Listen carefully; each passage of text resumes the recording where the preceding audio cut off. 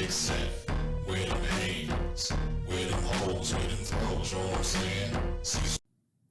Now, I should be able to take this footage and comment it and critique it by fair use. So I'm claiming fair use. This is something I saw on Facebook called Kickboxing Tips. And I don't teach kickboxing. So why am I putting my 2 cents in on this? Because this is a Taekwondo technique. This is a Taekwondo technique. Matter of fact, this is a Taekwondo technique that people would probably swear is not practical because at some point your feet leave the ground. And this is also a Taekwondo technique that I don't feel like I'm very good at, but I still practice it anyway. But what he does is he practices basically the scissor kick.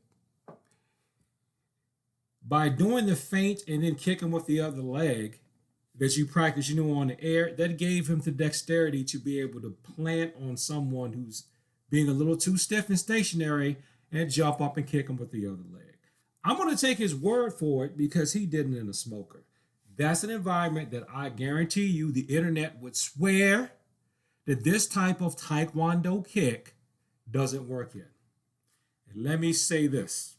If there are any students of mine watching this, you are not allowed to do what he's going to do in class because he's going full contact. You are not allowed to go at each other full contact in my class unless I have told you that you can. And I probably have not told you that. So you are not allowed to do this in my class. Do not try to do this to me either because you think, well, he's a big black belt. He can take it because I know how to break it. How? I'm not telling you. Figure it out yourself. And why should I give away his bread and butter? I guess that would be, why should I throw mud on his bread and butter when he's got a technique that is solid for that environment? I'm not going to tell you how to counter it. For what? If you used your brain, you could, but just let me not be negative. Let's just say that a lot of people like to come online and hate on things that they don't understand. And I give this guy kudos. But the way to get to where he's going to be is practicing what a lot of people call scissor kick or jump front kick.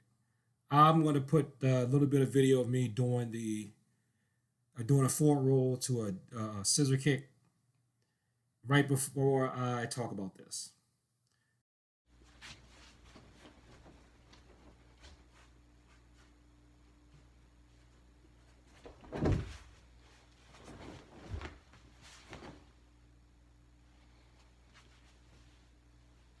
So watch what he does. When I first started fighting the smokers, I came across a fighter who was 22 pounds heavier than me, and I had no other choice than to fight him. And since he liked to sit down a lot, I was able to pull this off by climbing onto his hip and then throwing the kick to his face. Now, when he sat down, the internet will say, you can't do that. Yes, you can. Just like if someone grabs your leg, you can jump up and kick him in the face with the other leg. I placed my foot right here on the hip, and then I jumped, posting on his hip, into the face. Now notice he's not jumping from a stationary position, even though you can practice that and do that too. He's using the momentum of doing a scissor kick to carry him forward so that his mass is already accelerating forward, which makes him have to rely on even less muscle to get up. Plus, he's got full intention in it. When I first started fighting the smokers. So, internet, here is another instance of a Taekwondo kick, a Taekwondo head kick, a Taekwondo jump kick. All those things that internet haters swear don't work, working.